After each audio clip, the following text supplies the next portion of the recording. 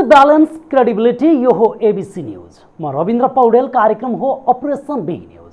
सत्य समाचार खोज्ने, तथ्य प्रस्तुत गर्ने र प्रस्तुतिलाई सन्तुलित बनाउने हाम्रो प्रतिज्ञा हो। यही प्रतिज्ञा पूरा गर्ने खरो प्रयास हो अपरेसन बिग न्यूज। जनसरकारका हरेक विषयलाई हामी बिग न्यूज बनाउँछौँ र हरेक बिग न्यूजको अन्तर्कथा खोज्दै दर्शकका अगाडि अपरेसन गर्छौँ। फरक समाचार र गहिरो समाचार दिने हाम्रो प्रयास निरन्तर जारी छ। दर्शकबिन, विभिन्न राजनीतिक कालखण्ड पार गर्दै आजको गणतन्त्रात्मक युगमा आउन अग्रजहरूले ठूलो चुनौती सामना गरेका थिए, जसमध्ये सम्झनै पर्ने एक महत्त्वपूर्ण नेता हुनुहुन्छ बीपी कोइराला। बीपीले निरङ्कुशताको खोल ओढेर जनताको शोषण गर्नेहरूको शासन सत्ता जनताको हातमा ल्याउने महत्त्वपूर्ण भूमिका निर्वाह गर्नुभयो। नेताहरू सत्ता बाहिर रहँदा क्रान्ति, परिवर्तन र विप्लवका चर्का पुरा गर्छन् र सत्तामा पुगेपछि लज्जावती झारझैँ लल्याक लुलुक भएर बाहिरिन्छन्। बीपी कोइरालाको सरकारले 2015 को चुनावी घोषणापत्रलाई सरकारमा पुगेर भट्टाभट कार्यान्वयन गर्न थाल्यो। सम्भवतः जनताका छोराले सत्तामा बसेर गरेको सबैभन्दा वैधानिक क्रान्ति बीपी नेतृत्वको सरकारले गरेको वीरता प्रथा खारेज, राज्य रजौटा उन्मूलन लगायत थियो। 2016 पुस 19 मा वीरता उन्मूलन भएको घोषणा गरियो।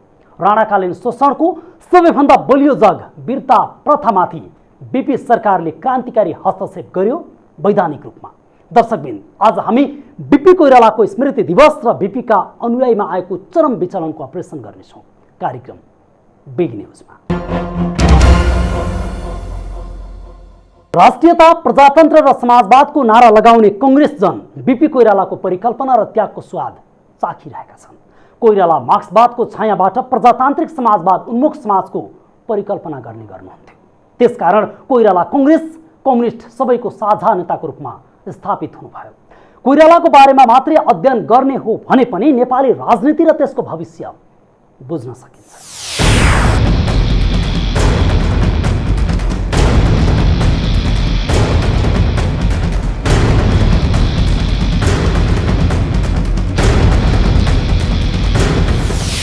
जहाँ यहाँ राणा शासनको बिगबिगी भइरहेको बेला विक्रम सम्वत 1990 को दशकमा केही नेपाली सपुतहरू मिलेर राणा शासन विरोधी अभियान सुरु भएको थियो। नेपालमा राणा विरोधी आन्दोलन सुरु हुँदै गर्दा कतिपय मानिसहरू भारतमा निर्वासित जीवन व्यतीत गर्नु परेको पनि थियो।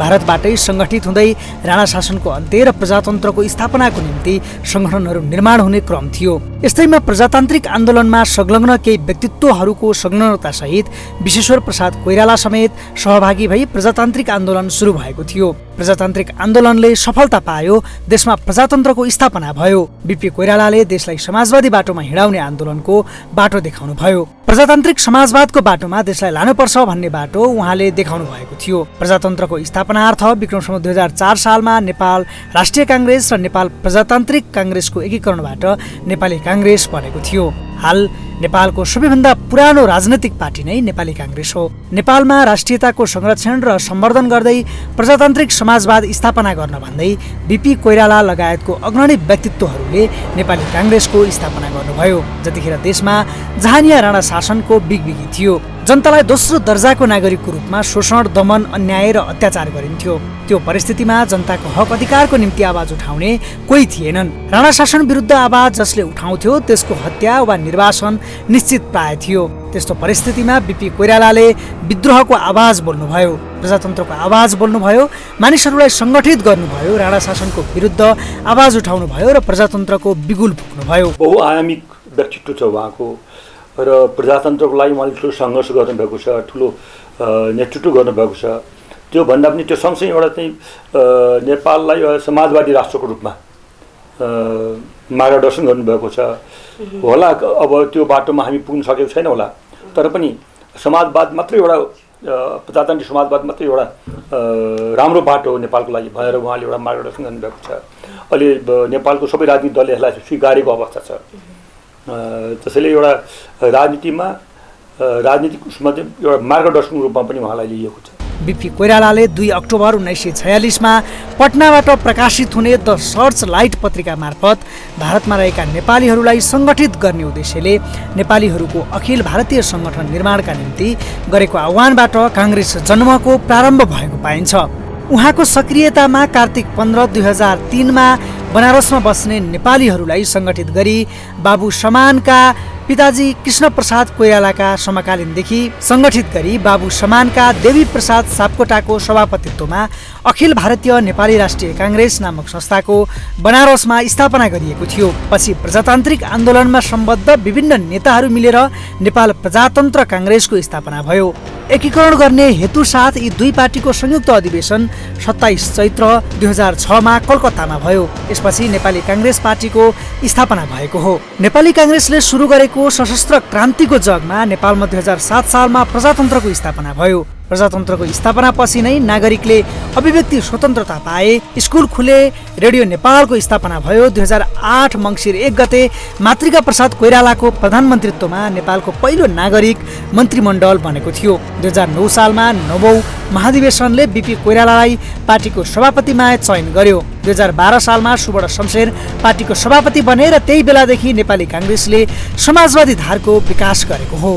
2015 सालमा भएको आम निर्वाचनमा जम्मा 109 सिट मध्ये 74 सिट अर्थात् 2/3 मत प्राप्त गरी नेपाली काङ्ग्रेसले विजय प्राप्त गर्यो। 2016 सालको 7औं महाधिवेशनले बिपी कोइरालालाई पुनः पार्टी सभापतिमा निर्वाचित गर्यो। 2016 साल जेठ 13 गते नेपाली काङ्ग्रेसका नेता श्री विश्वेश्वर प्रसाद कोइरालाको प्रधानमन्त्रीत्वमा नेपालमा प्रथम जननिर्वाचित सरकारको गठन भयो। बिपी नेतृत्वको प्रथम जननिर्वाचित सरकारले जनताको पक्षमा धेरै महत्त्वपूर्ण कामहरू गरेका छन्। स्वतन्त्र र निष्पक्ष न्यायालयको विकास, प्रशासनिक सुधार, आर्थिक सुधार, जिल्लाको कुल आम्दानीको 10% रकम सोही जिल्लामा खर्च गर्ने नीति, भ्रष्टाचार विरुद्धको अभियान, वीरता उन्मूलन ऐनको व्यवस्था, सम्पत्ति करको व्यवस्था, जङ्गलको राष्ट्रियकरण, मुद्रा प्रचलनमा एकरूपता, देशभरि स्कुलहरू, देशको प्रथम विश्वविद्यालय त्रिभुवन विश्वविद्यालयको स्थापना, बालाजु औद्योगिक क्षेत्रको स्थापना, चिनी र चुरोट कारखानाहरूको स्थापना लगायतका काम प्रथम जननिर्वाचित सरकारले गर्यो। जननिर्वाचित पहिलो सरकारको नेतृत्वमा नेपाली काङ्ग्रेस पुग्नु केवल सरकार र राज्य सत्ता सञ्चालनसँग जोडिएको प्राविधिक विषय मात्रै थिएन। काङ्ग्रेसले भनेको प्रजातान्त्रिक समाजवादको पहिलो परीक्षण पनि थियो। प्रजातान्त्रिक समाजवादको प्रयोगको आरम्भ पनि थियो। त्यो जुन सरकारले समाजवादी राज्य व्यवस्थाका आधारभूत मूल्य मान्यतालाई कार्यान्वयन र स्थापित गराउन भने योगदान दियो। सम्भवतः देश समाजवादी अभ्यासमा गयो भने, सरकारले जनताबाट वाहवाही पायो भने सत्ता धरापमा पर्छ भन्ने राजाको धारणा हुनुपर्छ। समाजवादी व्यवस्था देशमा आउने भयो भने राजतन्त्रलाई खतरा हुन्छ ठानेर होला त्यतिखेर राजतन्त्र डराएको। प्रजातान्त्रिक समाजवादको थोरै अभ्यास भइरहेको समयमा 2017 सालमा राजा महेन्द्रबाट प्रजातन्त्रमाथि कु भयो, प्रजातन्त्र निलम्बन भयो। यो भूमि सुधारको त्यसमा बिपी कोइरालाले र पार्टीले चाहिँ त्यसमा चाहिँ निकै यो के छ भन्दाखेरि प्रायोरिटी दिएर अब यो देशको चाहिँ जुन यो अहिलेको व्यवस्था छ सुहाउँदो किसिमले चाहिँ यो चाहिँ जुन भनौँ न यो भूमिप्रति चाहिँ जुन हाम्रो चाहिँ अब चाहिँ यो अधिकांश यो चाहिँ कस्तो भन्दाखेरि अब एग्रो बेस्डै हो नि त हाम्रो है। प्रायः सबैको चाहिँ अब यो एग्रिकल्चर कृषि प्रधान देशै हो भनेपछि त यो इकोनोमीको चाहिँ यसमा चाहिँ सिस्टममा चाहिँ अलि आधुनिकीकरण अलि राम्रो गरेर चाहिँ गर्दाखेरि अझ राम्रो हुन्छ भनेर उहाँले चाहिँ भूमि सुधारको कन्सेप्टलाई अगाडि बढाएको हो। अब बढाउँदै गइरहेको थियो, नीतिलाई चाहिँ अगाडि बढाउँदै थियो। अब चाहिँ त्यस बखत अब चाहिँ एम्बिसियस राजा महेन्द्रले अब बिपी चाहिँ एकदमै पपुलर हुने भयो भनेपछि अनि चाहिँ त्यो कदम चाहिँ उठाएको हो भन्ने कुरा पनि हामी सुन्छौँ है। त्यही हो कुरा। बिपी नेतृत्वको जननिर्वाचित सरकारका प्रतिनिधिलाई गिरफ्तार गरियो। यद्यपि 2017 सालपछि नेपाली काङ्ग्रेसको संसदीय राजनीति आजसम्म छ। 2019 साल पुस 1 गते पञ्चायती व्यवस्थामा आधारित संविधानको घोषणा भयो। 2037 साल वैशाख 20 गते नेपालमा बहुदलीय व्यवस्थाकी सुधारिएको पञ्चायती व्यवस्था भन्नेमा जनमत सङ्ग्रहको घोषणा भयो। बिपी बहुदलको पक्षमा उभिनुभयो तर वामपन्थी शक्तिहरू बहुदलको विपक्षमा उभिए। झिनो मतले बहुदलले हार बेहोर्नु पर्यो, निर्दल विजयी भयो। त्यतिखेर काङ्ग्रेस कम्युनिस्ट मिलेर अघि बढेको भए पञ्चायतले जित्ने थिएन, पञ्चायती सत्ता पनि टिकिरहने थिएन।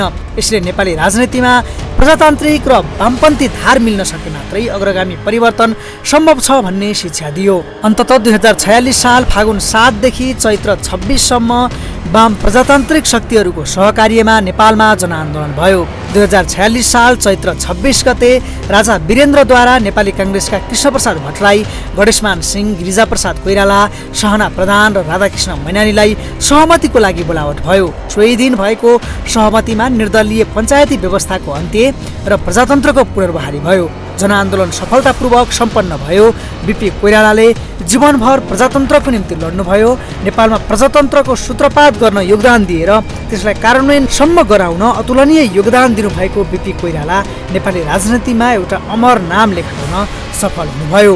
उहाँको त्याग, निष्ठा र आदर्शको जति प्रशंसा गरे पनि पुग्दैन। उहाँ नेपाली राजनीतिको शिखर पुरुष सदैव रहिरहनुहुनेछ। अब हेर्नुहोस्, बीपी कोइराला नेपालको सिङ्गै लोकतान्त्रिक प्रक्रिया र लोकतान्त्रिक राष्ट्रिय आधुनिकीकरणको प्रक्रियाका संवाहक र स्रोत व्यक्ति हुनुहुन्छ र नेपाली काङ्ग्रेसको संस्थापक र लोकतान्त्रिक समाजवादी चिन्तक मात्र होइन, उहाँ चाहिँ नि नेपालकै इतिहासको एउटा वरिष्ठ मनोवैज्ञानिक साहित्यिक लेखनमा पनि अत्यन्त प्रबल र सशक्त हस्ती हुनुहुन्छ।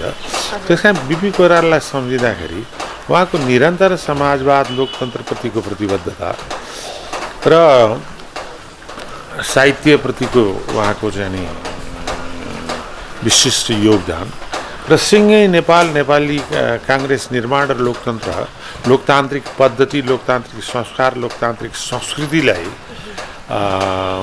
नेपालमा मार्गदर्शन गर्ने व्यक्तिको रूपमा हामीले बीपी कोइरालालाई सम्झनुपर्छ। प्रजातन्त्रको स्थापना भयो र प्रजातान्त्रिक राजनीतिको नेपालमा सूत्रपात भयो। यद्यपि नेपाली काङ्ग्रेस सँगसँगै नेपालमा कम्युनिस्ट पार्टीहरू पनि जन्मिए। काङ्ग्रेस र कम्युनिस्ट पार्टी सँगसँगै हुर्किए र राजनैतिक आन्दोलनमा सँगसँगै सहभागी भए। नेपाली राजनैतिक परिवर्तनमा सबै राजनैतिक दलको उत्तिकै योगदान छ। काङ्ग्रेस एक्लै लडेर नेपालको कुनै पनि ठूला राजनैतिक परिवर्तन भएनन्। यसमा राजनैतिक सहकार्यले नै जित्यो। 2036 साल, 47 साल, 62-63 को जनआन्दोलन हुँदै देशमा संविधान सभाको निर्वाचन र संविधान सभाबाट नयाँ संविधानको निर्माणदेखि देशलाई सङ्घीय संरचनाको बाटोमा लानसम्म राजनैतिक सहमतिबाटै सम्भव भएको छ। बीपीले प्रजातान्त्रिक मूल्य मान्यताको समाजवादको परिकल्पना गर्नुभएको थियो। नेपालमा समाजवाद भनेको व्यक्तिगत स्वतन्त्रता, मौलिक अधिकार, पार्टी गठन गर्न पाउने अधिकार, बालिग मताधिकारबाट चुनावको व्यवस्था, प्रधानमन्त्री तथा मन्त्रीमण्डलको संसदप्रति उत्तरदायित्व र राजाको वैधानिक स्थान हुनु नै हो भन्नुभएको थियो। यद्यपि आज नेपालमा राजतन्त्र छैन, देश गणतन्त्रमा गइसकेको छ। नेपाली काङ्ग्रेस पनि गणतन्त्रको लाइनमा उभिएपछि नेपालमा गणतन्त्रको स्थापना गर्न सम्भव भएको हो। त्यसैगरी जाली फटाहाहरूको उन्मूलन, कानुनी शासन, पिछडिएका वर्ग र जातिलाई उनीहरूको उन्नतिका लागि सबै क्षेत्रमा विशेष तत्कालीन प्रोत्साहन, शासनको विकेन्द्रीकरण लगायतको कुरा हो भन्नुभएको थियो। आज कम्युनिस्टको सरकार छ, संविधानमै समाजवाद उन्मुख राज्य व्यवस्थामा जाने भनिएको छ। आज समय फेरिएको छ, देशको संरचना बदलिएको छ, शासन सत्तामा जनताकै छोराछोरी पुगेका छन्। बीपीले ऊ बेलामै परिकल्पना गरेको समाजवाद र आजका राजनीतिक दलहरूले भन्ने गरेको समाजवादमा तात्विक रूपमा केही फरक छैन। समाजवादी आन्दोलनलाई अघि बढाउन बीपीले गरेको योगदानलाई सदैव सम्झना र सम्मान गर्नु आवश्यक छ। आज पनि नेपाली काङ्ग्रेसले आफूलाई राष्ट्रियता, प्रजातन्त्र र समाजवादको हिमायती ठानिरहेको छ। उहाँको सिद्धान्त जुन नेपाली काङ्ग्रेसले फलो गरेको राष्ट्रियता, प्रजातन्त्र, समाजवाद, यसले धेरै कुरा भन्छ होइन, मैले व्याख्या गर्नु पर्दैन। त्यो पनि बिर्सेको जस्तो छ नेपाली काङ्ग्रेसले। यो एकदम दुःख लाग्दो कुरा हो र त्यसको प्रभाव चाहिँ नि चुनावमा पनि पर्यो नि होइन, ठुलो प्रभाव पर्यो र त्यसले गर्दाखेरि यसलाई चाहिँ रिभाइभ गराउनुपर्छ, हामीले रिभाइभ गर्नुपर्छ। यसलाई चाहिँ नि हामीले यो इतिहासलाई स्मरण गराइराख्नुपर्छ ताकि अब आउने जेनेरेसन टु जेनेरेसन यो पास होस्, यो इतिहास नबिर्सिउन् कसैले पनि। इतिहास भनेको धेरै ठुलो कुरा हुन्छ। यसबाट गल्तीबाट तपाईँले सिक्नुहुन्छ, सच्याउन सक्नुहुन्छ, राम्रो कुराबाट तपाईँले पनि सिक्नुहुन्छ। दुइटै अनुभव हुन्छ तपाईँलाई। त्यसले गर्दाखेरि अब उहाँको प्रेरणाले नै सबैजना राजनीतिमा लाग्यो हो। पुरा नेपालै उहाँको त्यो एउटा आवाजले होइन, त्यसलाई सबैले फलो गरे, पुरा नेपाली जनताले साथ दिए। त्यो त अब चाहिँ ठुलो कुरा हो नि। यद्यपि काङ्ग्रेसभित्रै बिपीले उठाएको राष्ट्रियता र समाजवादको बाटोमा नेपाली काङ्ग्रेस अघि बढ्न सकेको छैन। बिपीले प्रत्युत्पादन गरेका विचार र सिद्धान्तमा काङ्ग्रेस अघि बढ्न सकेको छैन भन्ने आरोपहरू छन्। काङ्ग्रेसले त्यसलाई खण्डन गर्न सक्नुपर्छ। बिपीको बाटोमा हो अथवा नयाँ युग अनुसारको नयाँ नीतिमा काङ्ग्रेस अघि बढ्ने हो स्पष्ट पार्नु पर्दछ। अनि मात्रै पार्टीभित्रबाट साँचो अर्थमा बिपीको सम्मान भएको ठहरिनेछ। क्यामेरा पर्सन ध्रुव अधिकारीका साथ एबिसी रिपोर्टर विक्रम रत्न, काठमाडौँ।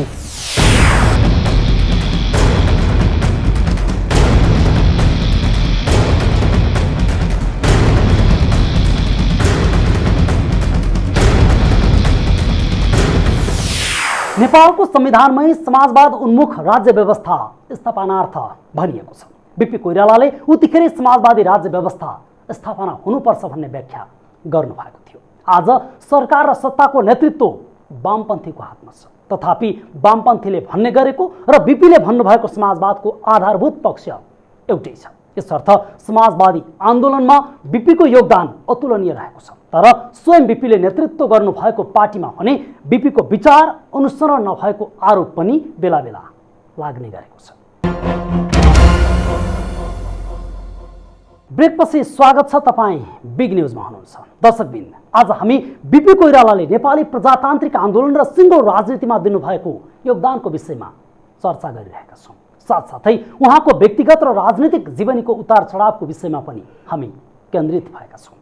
प्रजातान्त्रिक समाजवादको विषयमा बिपीले राख्नु भएको विचार, प्रजातान्त्रिक आन्दोलनको इतिवृत्तान्त तथा त्यसमा बिपीले पुर्याउनु भएको योगदानको पनि चर्चा गरिरहेका छौँ। 2039 सालमा बिपीको निधन भए पनि बिपीको विचार र सपनाको भने मृत्यु भएको छैन। भलै बिपीका कार्यकर्ताले बिपीका आदर्शलाई बिर्से पनि राजनीति र कूटनीतिमा गरेको साहसिक प्रयोगका कारण बिपी देहान्तपछि पनि अन्तर्राष्ट्रिय स्तरमा लोकप्रिय नेपाली राजनेताका रूपमा परिचित बन्नु भएको छ।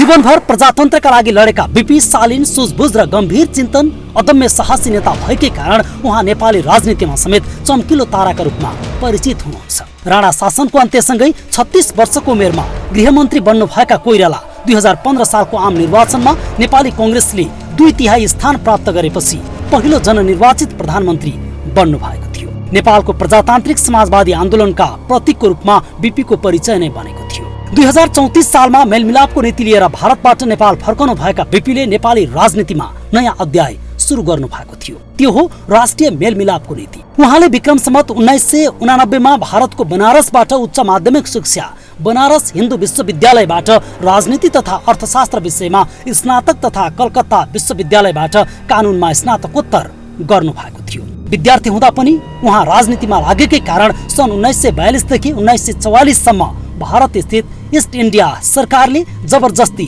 सैनिकमा भर्ना समेत गरेको थियो। त्यसपछि विक्रम सम्वत 2004 सालमा नेपाली राष्ट्रिय कांग्रेसको स्थापना गर्दै संस्थापक नेता बन्नु भएको थियो। बिपीले पार्टी गठन गर्दा नै राष्ट्रियता, लोकतन्त्र र समाजवादको नाराको प्रतिपादन गर्नु भएको थियो। बिपीको मेलमिलापको नीति आत्मसात गर्दै भारतमा निर्वासित जीवन त्यागेर ज्यानको बाजी लगाएर बिपी फर्किएपछि नेपालको राजनीतिमा नयाँ तरङ्ग थपिएको थियो। बिपीले राजादेखि दलहरू हटाउने किसिमको नीति लिएर फर्केपछि मात्र जनमत संग्रह भएसँगै दलहरूको सक्रियता बढेको हो। तर जनतालाई सर्वोपरि राखेर गरेको राजनीतिबाट तत्कालीन राजा महेन्द्रलाई सह्य भएन। निर्वाचित सरकारलाई अपदस्थ गरी प्रधानमन्त्री बिपीलाई सेनाको बलमा 8 वर्ष बन्दी समेत बनाइएको थियो। 8 वर्ष प्रवास र पुनः स्वदेश फर्केर पञ्चायत विरुद्ध लड्दा कठोर कारावास र सङ्घर्षमै उहाँको जीवन बितेको छ। जसले सिँगै नेपाली कांग्रेस जस्तो एउटा ठुलो पार्टीको जन्म दियो, यसको विचारको प्रतिपादन गर्यो, राष्ट्रियता, प्रजातन्त्र, समाजवाद। वास्तवमा यो तीनटै चिजको समायोजन गरेर एउटा पार्टीको जन्म दिनुभयो। र उहाँलाई हामीले प्रत्येक वर्ष श्रावणको 6 गते सम्झँदा हामी उहाँका इतिहास, उहाँले पार्टीप्रतिको नेपाल र नेपाली जनताका लागि, राष्ट्र राष्ट्रियताको लागि जुन भूमिका निर्वाह गर्नुभयो राष्ट्रिय अन्तर्राष्ट्रिय रूपमा, त्यो हरेक नेपालीले, एउटा नेपाली कांग्रेसको क्रियाशील सदस्य मात्र होइन, नेपालको हिसाबले प्रत्येक नेपालीले बिपी कोइरालालाई साउन 6 गते सम्झाउनुपर्छ। उहाँ एउटा राष्ट्रवादी नेता हुनुहुन्थ्यो। बिपीले आफ्नो जीवनकालमा नेपाली जनताका लागि धेरै दुःख भोग्नु पर्यो, अभावको जीवन जिउनु पर्यो, कठोरभन्दा कठोर बन्दी जीवन बिताउनु पर्यो। ज्यानलाई हत्केलामा राखेर राणा शासन र पञ्चायती व्यवस्था विरुद्ध लड्दै उहाँको जीवन बितेको छ। उहाँहरूले के भन्नुभयो भन्दाखेरि यस्तो समयमा चाहिँ अब चाहिँ नेपालभित्रै गएर अब हामीहरू चाहिँ हाम्रो चाहिँ मुभमेन्टहरू यो चाहिँ प्रजातान्त्रिक यो चाहिँ मूल्य मान्यता र राष्ट्रियतालाई हामीले चाहिँ बराबर रूपमा चाहिँ वेटेज दिएर चाहिँ हामी चाहिँ अगाडि बढ्नुपर्छ। खालि प्रजातन्त्र मात्रै हेरेर लाई मात्रै आन्दोलन गरेर फेरि राष्ट्रियतै फेरि गुम्ने हो भने त्यो पनि राम्रो हुँदैन। खालि राष्ट्रियताको मात्रै कुरा गरेर फेरि प्रजातान्त्रिक परिपाटी नहुने हो त्यो पनि हुँदैन। यसलाई ब्यालेन्स गरेर मिक्स गरेर अगाडि बढाउनुपर्छ भन्ने त्यो थ्योरी अनुसार चाहिँ उहाँले चाहिँ यो राष्ट्रिय एकता र मेलमिलाप नीति अनुरूप 33 सालमा उहाँहरू चाहिँ देशभित्र चाहिँ आउनुभएको हो। कोइराला राजनीतिक र साहित्यिक पाटोबाट अलग अलग हुनुहुन्छ। उहाँका सुम्निमा मोदी आइन, बाबु आमा र छोरा, नरेन्द्र दाई, 3 घुम्ती तथा हिटलर र यहुदी जस्ता चर्चित उपन्यासहरू नेपाली साहित्य आकाशमा कालजयी कृतिका रूपमा चिनिन्छ। कारागारमा बन्दी जीवन बिताउँदा होस् वा बाहिर रहेर बिपीले साहित्यको माध्यमबाट समाजलाई चेतनशील बनाउन समेत ठुलो योगदान रहेको छ। उहाँकै नेतृत्वमा 7 साल क्रान्ति भयो। त्यसपछि आएर विभिन्न चरणमा 17 सालमा उहाँको सरकारलाई कु गरेपछि 15 सालमा उहाँकै नेतृत्वमा आम चुनाव भयो र दुईटा उहरू जित्यो काङ्ग्रेसले। र त्यसपछि 17 सालमा कु गरिसकेपछि उहाँ जेलमा पर्नुभयो, तर पनि उहाँ लडिरहनु भयो। उहाँले उहाँकै नेतृत्वमा सबै होइन प्रजातान्त्रिक आन्दोलनहरू चाहिँ सुचारू भएर त्यसैले यो नेपालको प्रजातान्त्रिक आन्दोलनमा उहाँको ठुलो योगदान छ, ठुलो सहभागिता छ, ठुलो नेतृत्व छ। उहाँ नभएको सायद यो सम्भव थिएन होला जस्तो लाग्छ हामीलाई। बिपीको समाजवादको पहिला त्यति व्याख्या नगरिए तापनि कम्युनिस्ट पार्टीको आगमनसँगै उहाँको समाजवादले अहिले झन सान्दर्भिक बन्दै गएको छ र सत्ताभन्दा आदर्शले प्रेरित राजनेताका रूपमा परिचित बिपी सादा जीवन उच्च विचारमा प्रतीक समेत हुनुहुन्थ्यो। उहाँका विभिन्न आयाम र पक्षहरू छन्, त ती सम्पूर्ण कुरामा अहिले विश्लेषण गर्न नसके पनि उहाँ चाहिँ नि एउटा यस्तो संसारभरि धेरै दार्शनिकहरू आफ्नो दर्शन र चिन्तन दिन्छन्, व्यावहारिक जीवनमा उतार्न सक्दैन। तर बिपी कोइराला एउटा समाजवादी र लोकतान्त्रिक चिन्तक र दार्शनिक पनि हुनुहुन्थ्यो भने सँगसँगै उहाँले त्यसलाई व्यावहारिक रूपमा रूपान्तरण गर्नुको निम्ति पनि नेपालमा नेपाली कङ्ग्रेसको स्थापना, 2007 सालको क्रान्ति, त्यसपछिको निरन्तर रूपको लोकतन्त्रप्रतिको उहाँको निष्ठा, समर्पण र सङ्घर्ष। बिपीले आफ्नो जीवनका अन्त्यसम्म पनि देश र जनताका लागि अर्पण गर्नुभयो। राजनीतिक सिद्धान्त र आदर्शमा कहिले उहाँले कसैसँग सम्झौता गर्नु भएन। मानिस ठुलो होइन असल बन्नुपर्छ भन्ने मूल मन्त्र र राष्ट्रिय मेलमिलापको नीतिले नै बिपी कङ्ग्रेसका मात्र नेता नभएर देशकै राजनीतिक नुहार फेर्ने नेता बन्न सफल हुनुभएको छ। एबिसी रिपोर्टर छवि सापकोटा, काठमाडौँ।